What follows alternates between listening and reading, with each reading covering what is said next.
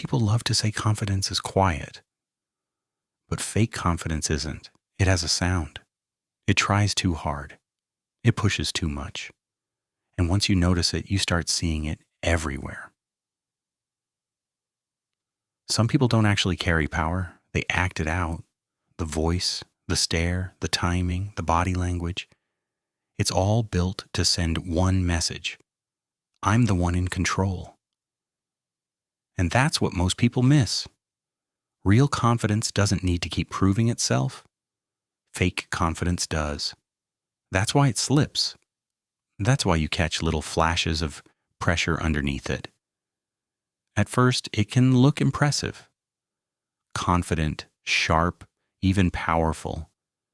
But a lot of the time, what you're really looking at is insecurity wearing a better outfit. In this video, we're going to break down 7 signs that someone doesn't really feel powerful. They just know how to look like they do. And yeah, that can be hard to spot. The first sign is hard to catch if you've been taught to confuse confidence with presence. Because fake confidence usually shows up big. It wants to be felt immediately. Real confidence doesn't usually need an entrance. It doesn't need to dominate the energy in the room. But fake confidence does. It wants impact before connection. That's sign number 1. They try to feel powerful by taking up more space than the moment actually calls for. More volume, more intensity, more force. It's not always obvious arrogance. Sometimes it just feels like they're always pushing, always signaling, always trying to make sure nobody forgets they're there. And the reason is simple. When confidence is real, it doesn't need constant reinforcement.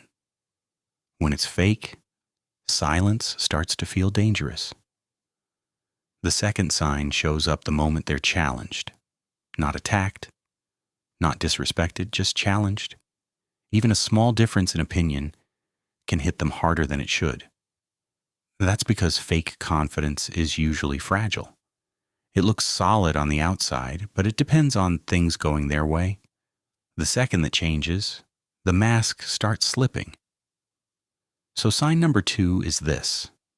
They get weirdly reactive when their authority, image, or opinion gets questioned. Maybe not out loud. But you can feel the shift. They may suddenly get defensive, or cold, or overly polished. Sometimes they start correcting little things that don't even matter, just to get the upper hand back. Real confidence can handle friction. Fake confidence treats friction like exposure. Because deep down, it's not trying to connect, it's trying not to crack. The third sign is something a lot of people miss because it can look impressive at first. They keep reminding you who they know, what they've done, or why they matter. It's not always straight up bragging. Sometimes it's more subtle than that. They'll work status into the conversation in a way that feels casual, but never accidental. That's sign number 3. They need you to register their importance. Not once, repeatedly, because if you don't mirror it back, they start feeling smaller than they can tolerate. You'll notice they're not just talking, they're checking. Did that land? Did you notice? Did that raise my value in your eyes? Real confidence doesn't need to keep advertising itself. Fake confidence does. Because underneath the image, there's usually a quiet fear of being forgettable. The fourth sign is control. Not the obvious kind. Not yelling, not threats. Not some big dramatic move. I'm talking about subtle control. People performing confidence often need to manage the room. The topic, the mood, the pace, who gets to speak, how things are interpreted. They need to shape the frame. That's sign number 4. They don't just want to be part of the interaction, they want to direct it. Because if they're not directing it, they don't fully trust it. Sometimes it comes out as interrupting, sometimes as over-explaining, sometimes as always, needing the last word. It can look composed on the outside, but underneath it's anxiety trying to stay ahead. Real confidence can let things breathe. Fake confidence keeps tightening its grip because control feels safer than uncertainty. The fifth sign is easy to miss because it doesn't always look aggressive. Sometimes it just looks smooth. But the second things get real, they pull away. That's because fake confidence is often really good at handling attention, but not real exposure. They can look bold all day long, as long as they don't have to be emotionally honest. So sign number 5 is this. They avoid vulnerability, especially their own. They may look fearless in public, but private honesty makes them visibly uncomfortable. They'll dodge, deflect, joke, rationalize, anything to stay in control of how they're being seen. Because being open feels a lot riskier than being impressive. Real confidence can survive being seen. Fake confidence depends on staying edited.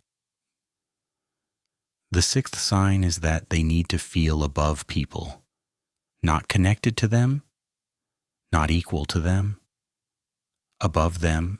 Fake confidence often leans on comparison. If they can make someone else seem less sure, less informed, less polished, they get to feel stronger by contrast. That's sign number 6. They create little power gaps whenever they can. Not always in a dramatic way. Sometimes it's just in the tone, the timing, the look. They may act like they're just being honest, sharp, or direct. But a lot of the time, what they're really doing is protecting their own position by lowering someone else's. Real confidence doesn't need a weaker person in the room. Fake confidence usually does. The 7th sign is that they depend on external validation, way more than they want you to notice. They may act self-assured, but a lot of their confidence is coming from other people feeding it. That's why they're always reading the room.